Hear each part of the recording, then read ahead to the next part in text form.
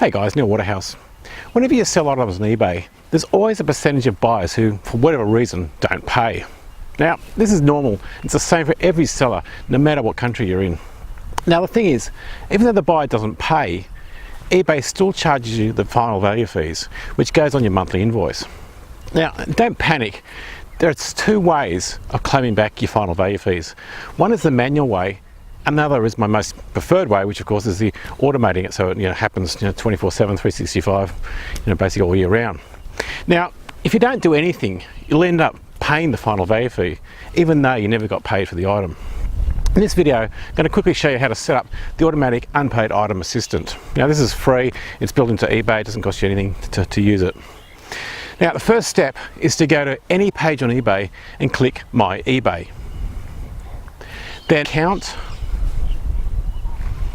Then Site Preferences, then scroll down to Unpaid Item Assistant. And on the right hand side, click Edit. As you can see from the screenshot, here you can set your preferences for the Unpaid Item Assistant. We normally set the Unpaid Item Assistant to kick in after 8 days. That's all for this week. Wherever you're watching this video, please scroll down, leave me a comment below. Until next week, list more, sell more. This is Neil Waterhouse.